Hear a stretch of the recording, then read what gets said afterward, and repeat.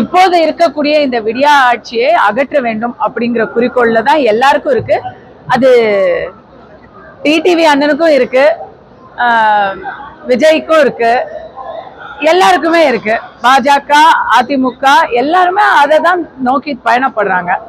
அதனால இவங்க எல்லாருமே சேர்ந்து தேசிய ஜனநாயக கூட்டணியில செயல்படுறது தான் சிறப்பா இருக்கும். அதுதான் சரியா வரும். விஜய் அவர்கள் தலைமையில ஒரு கூட்டணி அப்படிங்கிறது இந்த கரூர் சம்பவத்துக்கு அப்புறம் அது சரியா வராது அப்படின்னு நினைக்கிறேன். ஏன்னா விஜய் கட்சியில அவருக்காக துணை நிக்கிறவங்க, கரூர் மக்கள் கூட அவங்க கூட இருக்கிறாங்க. ஆனா அவர் கட்சியில இருக்கிறவங்க அவர் கூட இருக்கிற மாதிரி தெரியல. இன்னொன்னு, இத சொல்றது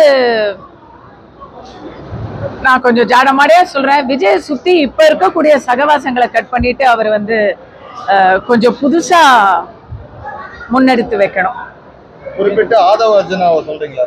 இல்ல, நான் இவ்வளவுதான் சொல்றேன். அது ஆணோ பெண்ணோ அதெல்லாம் கூட நான் சொல்லல.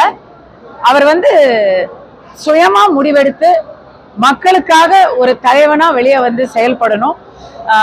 ஏன்னா இப்ப அவருக்காக அவர் மேல வச்ச நம்பிக்கைய கொஞ்சம் கூட போகாம கரூர்ல நிறைய இழப்புகளை சந்தித்த, மரணத்தை சந்தித்த குடும்பங்கள் கூட விஜய் மேல இருக்கிற நம்பிக்கையை இழக்கல.